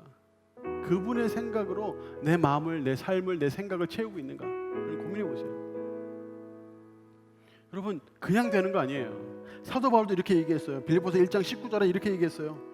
이것이 나를 구원에 이를 줄 안다. 그런데 이것이 나를 구원에 이를 줄 아는데 거기에 뭐가 필요하다고 그랬어요? 너희의 간구와 예수 그리스도의 성령의 도우심으로 가능하다 그랬어요. 사도 바울도 가만히 앉아가지고 된 거 아니에요. 그도 기도했고 다른 사람에게 기도를 부탁하고 있어요. 빌립보 교인들에게 기도를 부탁하고 있어요. 너희가 기도하고 너희가 나를 위해서 기도해주고 나의 기도 제목을 위해서 같이 손을 모아주면 이것이 나를 구원에 이르게 할 것이다.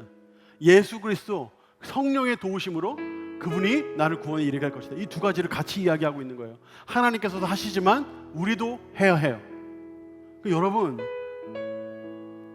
여러분으로 하여금 숭고하게 뿌리 내리게 하고 숭고한 순종을 하게 하고 숭고한 생각을 하게 하는 그 자극을 받으세요. 꾸준히 말씀을 읽으시고 기도를 하시고 교권에 뛰어드시고 여러분의 생각을 하나님 말씀으로 채우세요. 성령께서는 진리의 영이시라고 했어요. 성령의 도우심을 받으려면 말씀의 체험을 받아야 돼요. 그리고 여러분 기도해야 돼요. 기도. 이 모든 것을 통하여 여러분이 아무리 힘들고 어려운 정말 고통스러운 누가 봐도 뜨악하고 더 이상 어떻게 이겨내느냐 할 수 있는 이런 일들이 여러분에게 혹시 있다 하더라도 여러분은 그것을 이겨낼 만한 패기가 생길 거예요. 믿음이 생길 거예요. 능력이 생길 거예요. 용기가 생길 것이고 부끄러움은 차치하고 당당한 마음이 생길 거예요. 한결같이 주님을 섬길 수 있을 거예요. 죽든지 살든지 이 모든 삶 속에 주님과 동행하는 삶을 사시게 될 거예요. 여러분, 숭고한 뿌리를 예수 그리스도께 내리세요. 그리고 숭고한 순종을 시작하세요. 그리고 숭고한 생각을 계속 넓혀가세요. 그러면 고난을 선물로 여기는 패기를 얻게 될 것이고, 이것이 여러분의 하여금 기쁨을 회복하게 하고 행복을 회복하게 할 것입니다. 이와 같은 놀라운 패기를 누리며 살아가는 저 여러분 되기를 예수님 이름으로 축원합니다. 우리 찬양하면서 함께 잠시 기도하겠습니다.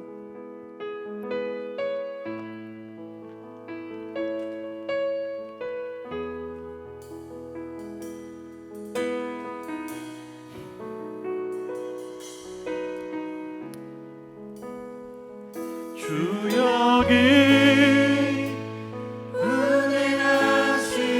은혜하시네 나 경배 주 여기 역사하시네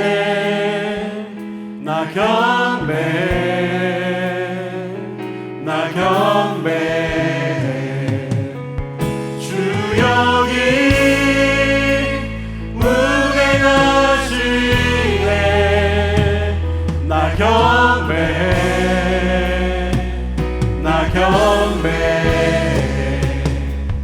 주 여기 역사하시네 나 경배 큰 길을 만드시는 주, 큰 길을 만드시는 주, 큰 기적을 행하시는 주, 그는 나의 하나님. 약속을 지키시는 주, 어둠 속에 빛이 되시는 그는 나의 하나님. 우리만 만드시는 주, 우리만 만드시는 주, 나 경배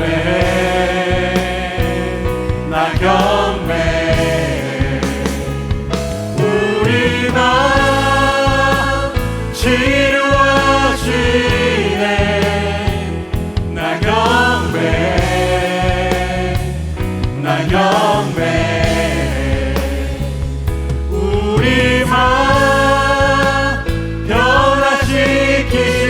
변화시키시네 나 경배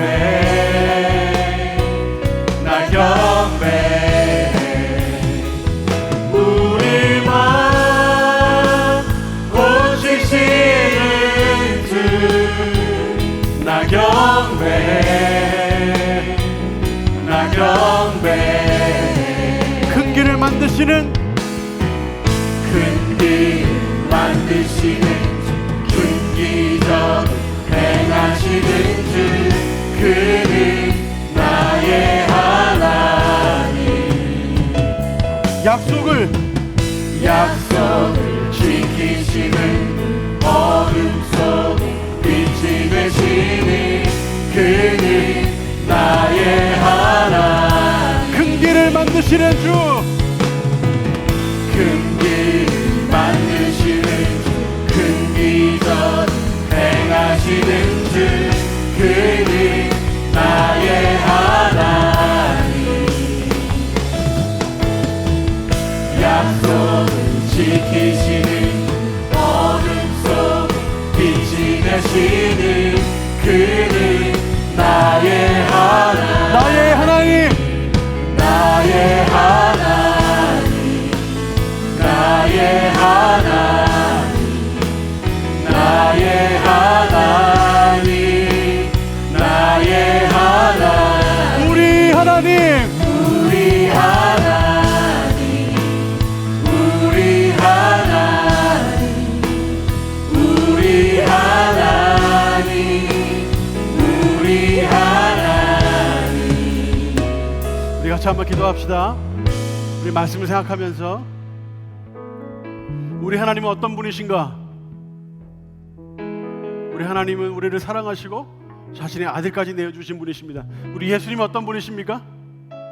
자신을 위하여, 우리를 위하여 이 땅에 죽으시고 십자가에서 그 고통을 당하시고, 그러면서도 십자가 위에서 주님 저들을 용서해 주십시오, 저들은 저들이 하는 일을 알지 못합니다, 끝까지 우리를 사랑하신 우리 주님, 우리가 그 주님께 뿌리 내리고 있다면, 우리가 그 주님 앞에 순종하며 살아가고 있다면, 우리가 그 주님으로 우리의 생각을 채우고 있다면, 우리는 세상의 어떠한 고난도 선물로 여기며 패기롭게 살아갈 수 있을 것입니다. 큰 길을 만드시는 우리 주님, 기적을 행하시는 주님, 약속을 지키시는 주님, 그 주님 앞에 나아가오니 뿌리 내리게 하시고 순종하게 하시고 그 생각으로 우리의 마음을 채우게 하여 주시옵소서. 우리 한번 주여 한번 부르시고 간절히 기도하겠습니다. 주여, 주님으로 우리의 생각을 채우게 하여 주시옵소서. 주님으로 순종하게 하여 주시옵소서. 주님으로 우리의 마음을 채우게 하여 주시옵소서. 주님 우리를 주시옵소서. 주님으로 우리의 삶을 채우게 하여 주시옵소서. 예수 그리스도의 놀라운 우리의 그 십자가의 능력으로 살아가는 우리 삶이 되게 하여 주시옵소서. 주님 기도하게 하여 주시옵소서. 말씀으로 채우게 하여 주시옵소서. 결코 우리를 뛰어들게 하여 주시옵소서. 주님 바라보게 하여 주시옵소서. 주님으로 승리하기 길을 잡으소서. 주시옵소서.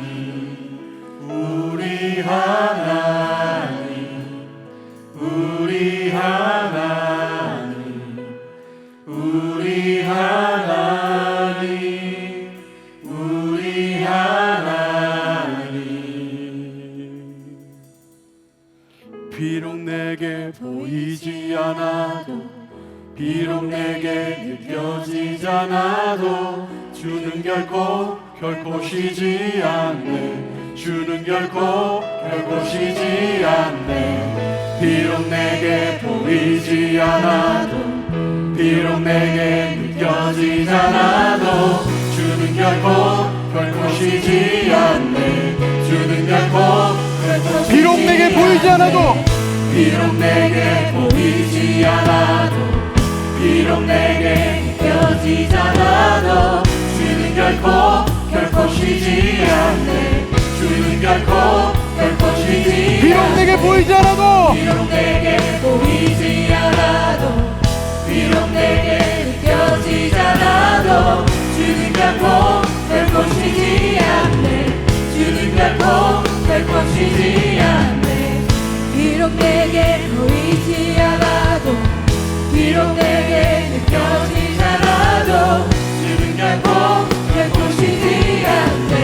주는 결코 큰 길을 만드신 하나님, 큰 길을 만드시는 주, 큰 기적을 행하시는 주, 그는 나의 하나님. 약속을 지키시는 분, 어둠 속에 빛이 되시는 그는 나의 하나님. 나의 하나님, 나의 하나님, 나의 하나님, 나의 하나님, 나의 하나님. 우리 하나님, 우리 하나님, 우리 하나님, 우리 하나님, 우리 하나님. 은혜로우신 하나님, 주님께서 우리에게 행하신 놀라운 사랑과 그 십자가의 놀라운 기적을 우리 마음속에 다시 한번 새기게 하여 주시옵소서.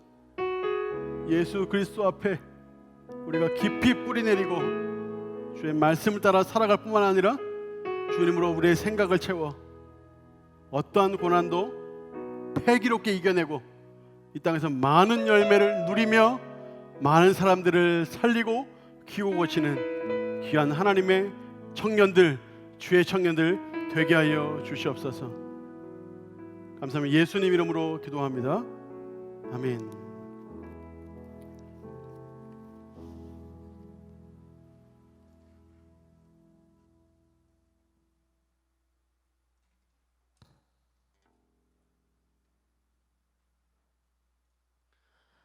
네, 헌금 시간입니다. 여러분들 각자의 자리에서 온라인으로 계좌로 여러분 헌금 하나님께 올려 드리시기 바랍니다. 그리고 우리 큐티 책이 지금 계속 판매되고 있습니다. 교회 오셔서 평일날에 아침 9시부터 오후 6시까지 계속 판매되고 있으니까 여러분 꼭 오셔서 큐티 책 가져가셔서 개인 경건생활 하는데 힘써 주시기 바랍니다. 헌금 기도하겠습니다. 하나님, 온 세상을 창조하여 주시고 다스려 주시고 이 땅 가운데 우리를 살게 하시는 은혜 참으로 감사합니다. 하나님께서 창조하신 우리 선조들의 도움을 통하여 과학의 문명이 발달되어 오늘날 함께 모여서 예배드리기는 어렵지만 귀한 과학을 통하여서 각자의 초소에서 살아계신 하나님을 신앙으로 경배하며 나아갈 수 있도록 오늘의 이 자리에 모이게 하심에 감사를 드립니다. 모이면서 우리의 마음과 중심과 생각과 물질, 우리의 모든 것을 주님 앞에 신앙으로 고백하며 드려오니 연락하시고 하나님 나라에 아름답게 쓰여질 수 있는 물질이 되도록 선하게 인도하여 주시옵소서. 코로나19로 인하여서 각자의 형편이 어려워진 지체들이 많이 있습니다. 그 어려움을 하나님 이 시기에 홀로 외롭지 않도록 친히 찾아가시고 사람의 도움의 손길을 통하여 함께 기도하는 동력자들의 손길을 통하여 여러 체험의 손길이 생길 수 있도록 하나님께서 인도하여 주시옵소서. 그래야 함께 하나님의 나라의 일에 모두가 동참하여 하나님의 아픔과 온 세상의 아픔과 나의 아픔과 교회의 아픔이 모두의 아픔이 개개인의 것이 아니라 우리 모두가 연대될 수 있는 참된 아픔, 모든 이 상황들을 잘 뚫어갈 수 있는 살아있는 시간이 될 수 있도록 주님 인도하여 주시옵소서. 우리 모든 중심과 생각을 받으실 하나님께 영광의 감사를 올려드리며 예수님 이름으로 기도드립니다. 아멘. 이제는 우리 주 예수 그리스도의 은혜와 하나님 아버지의 사랑과 성령의 교통하심이 날마다 예수 그리스도 십자가 복음을 신뢰하며 구원이 이루어질 때까지 끊임없이 순종하며 살기를 원하는 거룩한 주의 백성들 머리 위에 이제부터 영원토록 함께 있을지어다. 아멘.